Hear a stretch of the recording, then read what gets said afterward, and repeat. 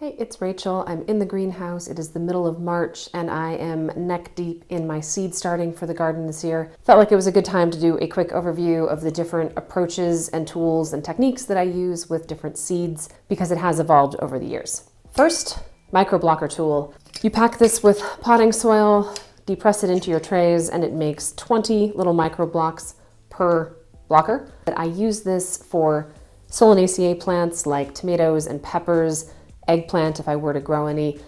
Solanaceae plants require bottom heat in order to germinate properly, and using the really tiny cubes of soil enables that to happen very quickly. They warm up easily and they stay evenly warm.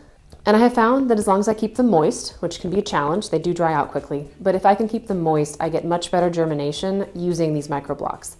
I can fit 12 of these inside my standard 10-20 trays, and that means a total of, if I wanted, up to 240 of these in a tray. The reason that density is important for me, I don't want to have to go out and buy a whole bunch of heating mats in order to start my tomatoes and my peppers. Between those two plants, I have over 100 different ones that I'm starting for the garden this year. I grow a lot of tomatoes for canning and I grow a lot of peppers to freeze and to can. Because I can start so many of these in a single tray, it enables me to only buy the one heat mat and get everything warm at the same time. Eventually, they will size up, at which point I move them into a regular 72 cell tray. I'll talk about this more at the end. To do this, I have a very high-tech approach of using plastic forks. I simply transfer the little microcubes down into the lower half of one of those wells, and then as they get taller, I will add more soil around them. This takes advantage of one other feature of the Solanaceae plants, opportunistic roots. They will set roots all along their stems. By starting with a micro block and putting it deep in the well and then gradually adding soil, I encourage them to set roots all the way up the stem, and you get a pretty decent plant right off the bat. They will outgrow those 72 cell trays, at which point I can move them into 2-inch pots with even more soil. And last but not least, the tomatoes and peppers spend a long time growing in the greenhouse. They'll be out here for a good 8 weeks before I put them in the garden. They do get pretty big. I used to use biodegradable grow bags. I have been seeing lately that a lot of the ones on the market are sort of knockoffs and they're made out of plastic instead of truly biodegradable material. Rather than trying to kind of hunt down the real ones, I just switched to these.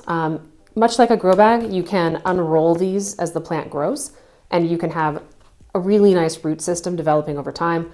This is just paper, untreated paper, and it will break down when I plant it in the garden. Tool number 2, a regular sized soil blocker.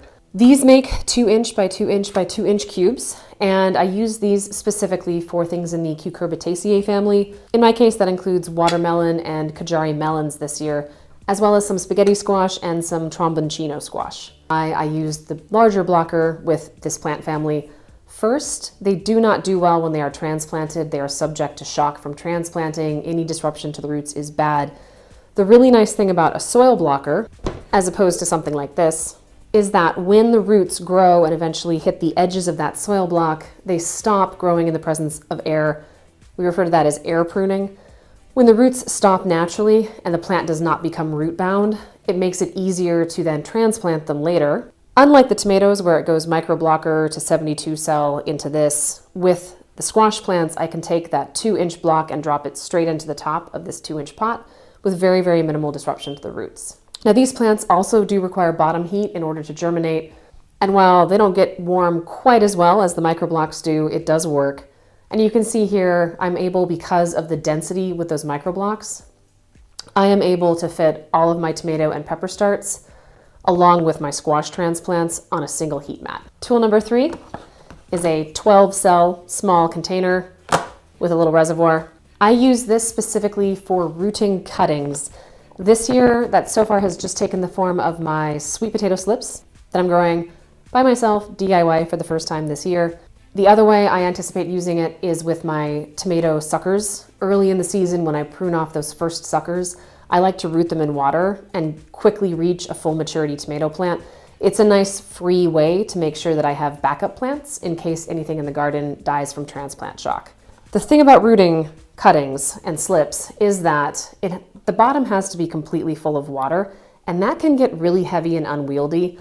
I tried to use one of these to root things, and I learned the hard way that something this large, completely full of water, when I'm pulling it up and off of a shelf, is more than likely going to result in drenching myself and the floor in water, and it's heavy and irritating. This one is much more manageable, but it has the same benefit that I can quickly lift it up and check on the development of the roots and know when they're ready to go. Much like in the first two cases, once my cuttings or my slips are developing a nice root system, I do transplant them into these 2-inch pots until they're ready to go out into the garden. Tool number 4, I've already mentioned a few times now, but this is my go-to.